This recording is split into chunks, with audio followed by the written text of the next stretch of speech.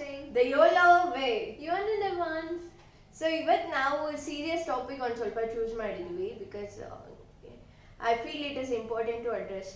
ಏನದು ಅಂದರೆ dress code.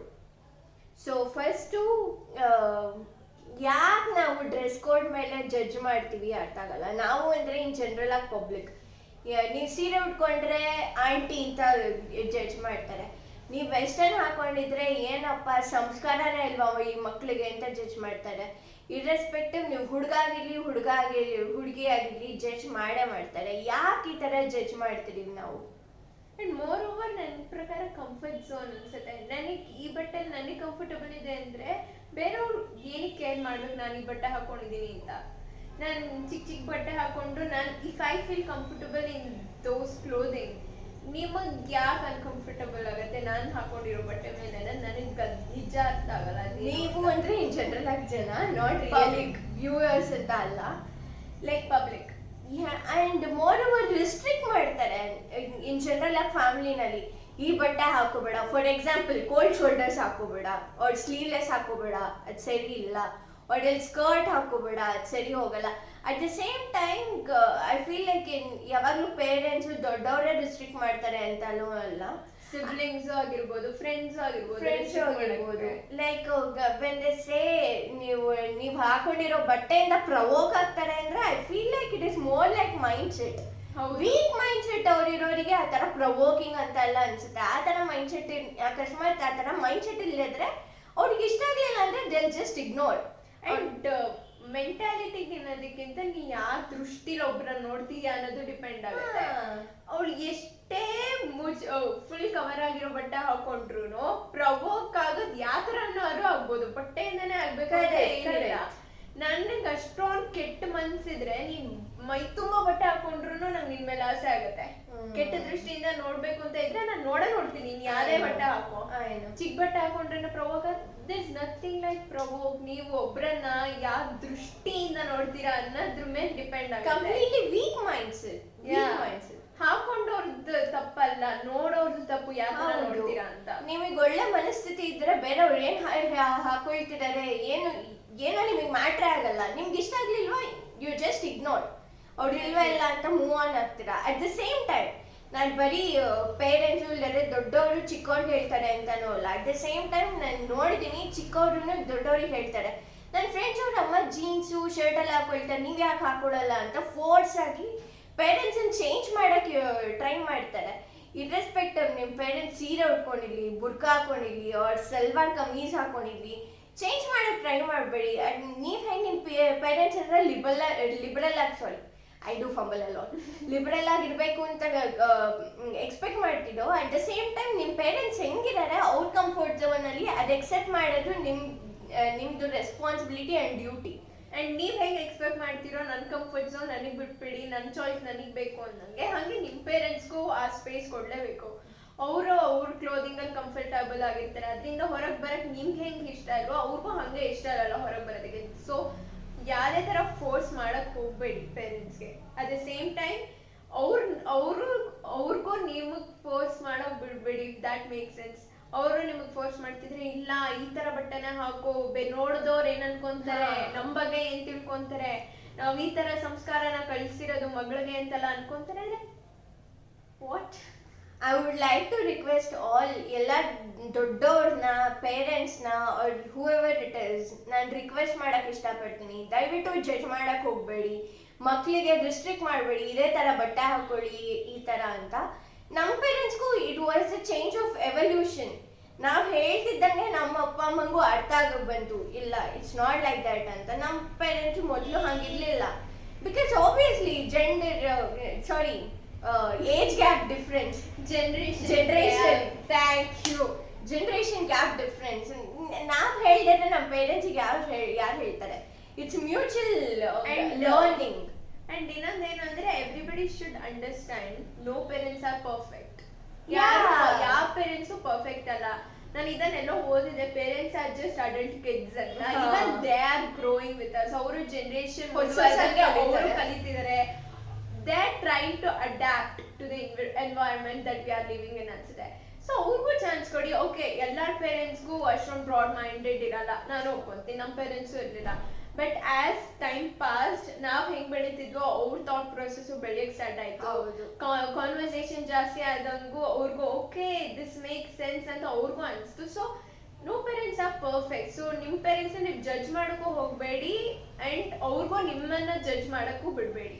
And I would like to address one more thing. ನಮ್ಮ ಸೊಸೈಟಿನಲ್ಲಿ equality, men's and women's are equal ಅಂತ ಎಷ್ಟೊಂದು ಸತಿ ಕೇಳಿರ್ತೀವಿ, ಬಟ್ ಇದುವರೆಗೂ ಇಂಪ್ಲಿಮೆಂಟ್ ಆಗಿಲ್ಲ. ಫಾರ್ ಎಕ್ಸಾಂಪಲ್, ಹುಡುಗರು ಬನೀನು ಶಾರ್ಟ್ಸ್ ಹಾಕೊಂಡು ಓಡಾಡಿದ್ರೆ ಮನೆಯಲ್ಲೇ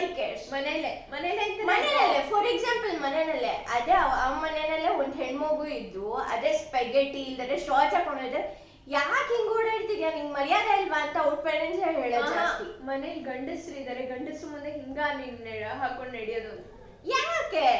ಗಂಡಸ್ರು ಆ ತರ ಮಾಡ್ಬೇಕಾದ್ರೆ ಹೆಂಗಸ್ರು ಇರಲ್ವಾ ಮನೆಯಲ್ಲಿ? ನಮಗ್ ಪ್ರವೋಕಿಂಗ್ ಅನ್ಸುತ್ತಾ? ನಮ್ಮ ಮೈಂಡ್ ಸೆಟ್ ಅಷ್ಟೊಂದು ವೀಕ್ ಇಲ್ದೇ ಇದ್ರೆ ಬರೀ ಗಂಡಸ್ರ ಮೈಂಡ್ ಸೆಟ್ ಏನಕ್ಕೆ ವೀಕ್ ಇರಬೇಕು? Exactly, that's not, that's very unfair.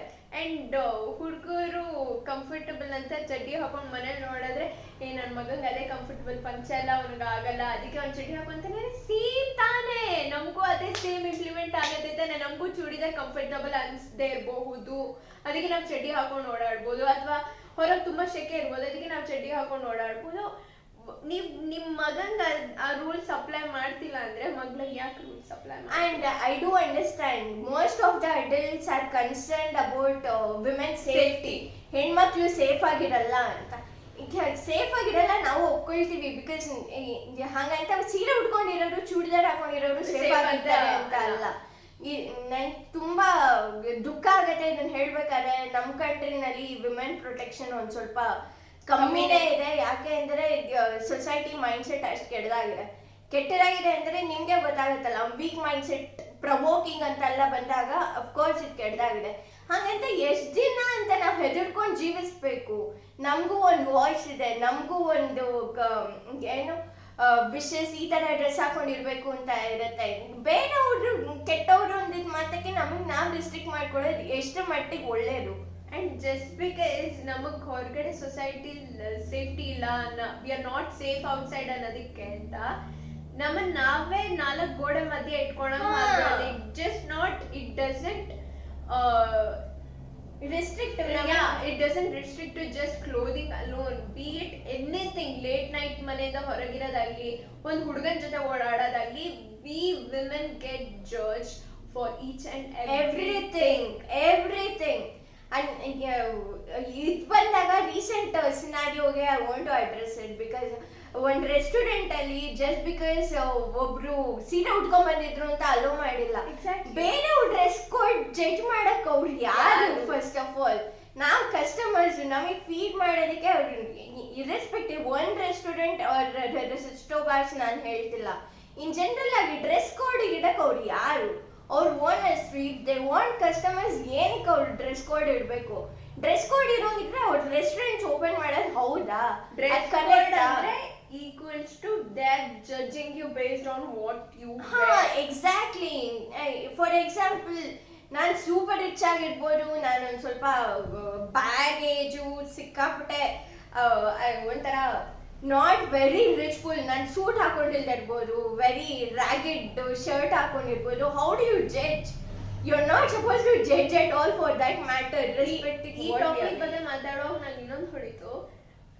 ಸ್ಕೂಲಲ್ಲಿ ಇರುವಾಗ ನಮ್ಗೆಲ್ಲ ಏನಂತಾರೆ ಹೇಳು, ಒಂದಿನ ನಮ್ಗೆ ಎಲ್ಲಾ ಸ್ಕೂಲಲ್ಲೂ ಬಿ ಇಟ್ ಯೂನಿಫಾರ್ಮ್ ಇರ್ಲಿ ಯಾವುದೇ ಸ್ಕೂಲಲ್ಲಿ ಒಂದಿನ 1 year ಅಲ್ಲಿ ಅಟ್ಲೀಸ್ಟ್ ಕಲರ್ ಡ್ರೆಸ್ ಇರುತ್ತೆ. ಆ ಕಲರ್ ಡ್ರೆಸ್ಗೂ ಡ್ರೆಸ್ ಕೋಡ್ ಇರುತ್ತೆ. ಸ್ಲೀವ್ಲೆಸ್ ಹಾಕೊಂಡ್ ಬರುವಂಗಿಲ್ಲ ಹುಡುಗಿರು. ಆಮೇಲೆ ಸ್ಕೂಲಲ್ಲಿ ಕೋ ಎಜುಕೇಶನ್ ಅಲ್ಲಿ ಆಮೇಲೆ ಟೈಟ್ ಆಗಿರೋ ಡ್ರೆಸ್ ಹಾಕೊಳಂಗಿಲ್ಲ. ಓಕೆ, ಕಂಫರ್ಟಬಲ್ ಆಗಿರೋದು ಹಾಕೊಂಡ್ ಬನ್ನಿ ಅಂದ್ರೆ ನೈಟ್ ಡ್ರೆಸ್ ಹಾಕೊಳಕ್ ಒಪ್ಕೊಂಡಿರ್ತಾರೆ. Exactly, that's very wrong. ಚಿಕ್ಕ ವಯಸ್ಸಿಂದಾನೇ ನಮ್ಗೆಲ್ಲ ಹೆಂಗೆ ಆಲ್ಟರ್ ಮಾಡಿರ್ತಾರೆ ಅಂದ್ರೆ ಸ್ಟಾರ್ಟಿಂಗ್ ಫ್ರಮ್ ಸ್ಕೂಲ್. ಓಕೆ, ನಾವ್ ಈ ತರ ಬಟ್ಟೆ ಹಾಕೊಳ್ಬಾರ್ದು, ಈ ತರ ಡ್ರೆಸ್ ಕೋಡ್ ಇರೋದು, ಈ ತರ ಬಟ್ಟೆ ಹಾಕೊಂಡ್ರೆ ನನಗೆ ಪನಿಷ್ಮೆಂಟ್ ಸಿಗತ್ತೆ, ಈ ತರ ಬಟ್ಟೆ ಹಾಕೊಂಡ್ರೆ ನನ್ನನ್ನ ಬೈತಾರೆ ಅನ್ನೋದು ನಮ್ಗೆ ಚಿಕ್ಕ ವಯಸ್ಸಿಂದಾನು ಕಲ್ಸ್ಬಿಟ್ಟಿದ್ದಾರೆ. ಅದು ಅಲ್ಲೇ ರಾಂಗ್ ಆಗಿರೋದು. Foundation is it self wrong ಅಂತ ಹೇಳ್ತಿರೋದು ಇಲ್ಲಿ. ದಯವಿಟ್ಟು ಯಾರೇ ನೋಡ್ತಿರ್ಲಿ, ಹುಡುಗ ಹುಡುಗಿ ಅವ್ರ ಯಂಗ್ಸ್ಟರ್ಸ್ ಅವ್ರು ಯಾರೇ ಆಗಲಿ, ದಯವಿಟ್ಟು ಜಡ್ಜ್ ಮಾಡಬೇಡಿ. ನಿಮ್ಮ ಮನೆಯಲ್ಲಿ ಹೆಣ್ಮಕ್ಳು ಇಲ್ಲದ್ರೆ ಈವನ್ ಫಾರ್ ಗಂಡ್ಮಕ್ಳು ಈ ತರ ಹೊರಗೆ ಹೋಗ್ಬೇಡ, ಈ ತರ ಬಟ್ಟೆ ಹಾಕೋಬೇಡ. ಈವನ್ ಪಂಚೆ ಶಲ್ಯ ಉಟ್ಕೊಂಡು ಹೋಗ್ತಿದ್ರು ಅವ್ರ ಫ್ರೆಂಡ್ಸ್ ಯಾರು ನೀನೇನು ಪುರೋಹಿತರನ ಆ ತರ ಎಲ್ಲ ದಯವಿಟ್ಟು ಮಾತಾಡ್ಬೇಡಿ. ಅವ್ರ ಕಲ್ಚರ್ನ ಅವ್ರು ರೆಪ್ರೆಸೆಂಟ್ ಮಾಡ್ತಿದ್ದಾರೆ, ನಾವು ಯಾವತ್ತೂ ಯಾರು ಜಡ್ಜ್ ಮಾಡಬಾರ್ದು. ಅಂಡ್ ಇನ್ನೊಂದೇನು ಅಂದ್ರೆ ನನಗೆ ನೀನ್ ಈ ತರ ಬಟ್ಟೆ ಹಾಕೊಳ್ಳೋದು ಇಷ್ಟ ಇಲ್ಲ, ನೀನು ಎಕ್ಸಾಕ್ಟ್ಲಿ ನನಗೆ ಅವಳ ಬಟ್ಟೆ ಹಾಕೊಳ್ಳೋದು ಇಷ್ಟ ಇಲ್ಲ ಅಂದ್ರೆ ಅದು ನನ್ನ ಪ್ರಾಬ್ಲಮ್, ಅವಳ ಪ್ರಾಬ್ಲಮ್ ಅಲ್ಲ. Exactly I have no authority or rights to stop her from doing what she is doing right now. ಹೇಳ್ಬೋದು, ಎಲ್ಲರೂ ಕೆಟ್ಟದ್ ಮಾಡ್ತಿದ್ರೆ ನೀನ್ ಮಾಡ್ತೀರಾ ನಂಗೆ ಸರಿ ಇಲ್ಲ ಅನ್ಸತ್ತೆ, ರೀಥಿಂಕ್ ಯುವರ್ ಡಿಸಿಷನ್ ಅಂತ ನಾನು ಹೇಳ್ಬೋದು. ಬಿಟ್ರೆ ಇನ್ನು ಹಾಕೊಳ್ಳೋದು ನನ್ಗೆ ಇಷ್ಟ ಇಲ್ಲ ಸೊ ಇನ್ಮೇಲೆ ಹಾಕೊಳ್ಳೋದು ನಾನು ಯಾರು? Very much wrong. I can be her favorite person in the entire world, but I still don't have the authorities to say that. Right, correct. So ಬೇರೆಯವ್ರು ಏನ್ ಬಟ್ಟೆ ಹಾಕೊಂತಾರೆ ಅನ್ನೋದನ್ನ ನೀವ್ ಕೂತ್ಕೊಂಡು ಜಡ್ಜ್ ಮಾಡ್ಬೇಡಿ, ನೀವ್ ಕೂತ್ಕೊಂಡು ಅವ್ರಿಗೆ ಆರ್ಡರ್ ಮಾಡ್ಬೇಡಿ ಈ ಬಟ್ಟೆ ಹಾಕೋ ಈ ಬಟ್ಟೆ ಹಾಕೊಳ್ಬೇಡ ಅಂತ. That's very wrong. ಅಂಡ್ ನೀವು ಅಂತ ಹೇಳ್ತಿದ್ರೆ ನೀವು ವ್ಯೂವರ್ಸ್ ಅಲ್ಲ, ಇನ್ ಜನರಲಿ ಯಾರ್ಯಾರು ಹಿಂಗ್ ಈ ತರ ಮಾತಾಡ್ತೀವೋ ಅದು. ಸೊ ಅಟ್ ದ ಎಂಡ್ ನಾವೇನ್ ಕನ್ಕ್ಲೂಡ್ ಮಾಡಕ್ ಇಷ್ಟಪಡ್ತೀವಿ ಅಂದ್ರೆ ದಯವಿಟ್ಟು ಇದು ನಮ್ ರಿಕ್ವೆಸ್ಟ್ ಅಂತ ತಿಳ್ಕೊಳ್ಳಿ. ದಯವಿಟ್ಟು ಯಾರನ್ನು ಜಡ್ಜ್ ಮಾಡಕ್ ಹೋಗ್ಬೇಡಿ, because it will impact on their self confidence. So ಅದನ್ನ ದಯವಿಟ್ಟು provide them a comfortable environment. ಅವ್ರು ಯಾರೇ ಬಟ್ಟೆ ಹಾಕೊಂಡಿರ್ಲಿ ಸೇಫ್ ಆಗಿರ್ಬೇಕು, ಅವರು safe and comfortable environment provide ಮಾಡಿ. ನೀವು ಹುಡುಗನೇ ಆಗಿರ್ಬೋದು ಹುಡುಗಿನೇ ಆಗಿರ್ಬೋದು, ಇನ್ನೊಬ್ರಿಗೆ ಆ ತರ ಅವ್ರು ಎಷ್ಟೇ ಕಂಫರ್ಟಬಲ್ ಆಗಿರೋನು ಅವ್ರ ಕ್ಲೋದಿಂಗ್ ಅಲ್ಲಿ ನಿಮ್ ಬಿಹೇವಿಯರ್ ಇಂದ ಅವ್ರಿಗೆ ಅನ್ಕಂಫರ್ಟಬಲ್ ಮಾಡಿಸ್ಬೇಡಿ. ಅಂಡ್ ಇನ್ನೊಬ್ರು ಏನಾದ್ರು ಅನ್ಕಂಫರ್ಟಬಲ್ ಆಗಿ ನಿಮ್ಮನ್ನ ಫುಲ್ಲು ಚೆಕ್ಔಟ್ ಮಾಡ್ತಿದ್ರೆ ದಯವಿಟ್ಟು raise your voice, go up to them, ask them what's your problem, what are you, ಏನ್ ನೋಡ್ತಿದ್ದೀರಾ ನನ್ನಲ್ಲಿ ಅಷ್ಟು ಕೆಟ್ಟದಾಗಿ ಅಂತ ಎಲ್ಲಾರ ಮುಂದೆ ಹೋಗಿ ಕೇಳಿ. ಏನಾದ್ರು ನೋಡ್ತಿದ್ದೀರಾ ಅವ್ರಿಗೆ ಅವಮಾನ ಆಗ್ಬಿಟ್ಟು ಅವಾಗ ನಾವು ವಾಯ್ಸ್ ಓವರ್ ಮಾಡ್ತಾ ಇದ್ರೆ ನೋಬಡಿ ವಿಲ್ ಚೇಂಜ್. ದಯವಿಟ್ಟು ಅರ್ಥ ಮಾಡ್ಕೊಳ್ಳಿ. ಅಟ್ ದ ಎಂಡ್ ನಾವಿದೆ ಹೇಳಕ್ ಇಷ್ಟಪಡ್ತೀವಿ. ಇದುವರೆಗೂ ಇಷ್ಟೇ, ಇನ್ ಮುಂದೆ ನೋಡ್ತಾ ಇರಿ. You love you only live once. So ನಮ್ದು ಎವ್ರಿ ಥರ್ಸ್ಡೇ ಹೊರಗೆ ಬರುತ್ತೆ episodes. If you have subscribe please bell icon click ಮಾಡಿ, ನಿಮಗೆ ನೋಟಿಫಿಕೇಶನ್ ಬರುತ್ತೆ ನಾವು ಅಪ್ಲೋಡ್ ಮಾಡಿದಾಗಲೆಲ್ಲ. And if you haven't subscribe and you are just watching our videos then please subscribe ಮಾಡಿ. And if you ನಿಮ್ಗೆ ಏನಾದ್ರು ನಮಗೆ ಹೇಳಬೇಕು ಅಂತ ಇದ್ರೆ, ಇಲ್ಲದ್ರೆ ಏನಾದ್ರು ಸಜೆಷನ್ಸ್ ಇದ್ರೆ, ಏನಾದ್ರು improvement, that will be always scope for improvement. ದಯವಿಟ್ಟು ಕಮೆಂಟ್ ಸೆಕ್ಷನ್ ಅಲ್ಲಿ ಹಾಕಿ. And support us. And you know the drill. Like, share, subscribe. Until next time. And bell icon. Please tap on bell icon. So ನಾವೇನೇ post ಮಾಡಿದ್ರು ನಿಮ್ಗೆ update ಆಗಿ ಬರ್ತಿರುತ್ತೆ. So until next time. Bye. Bye.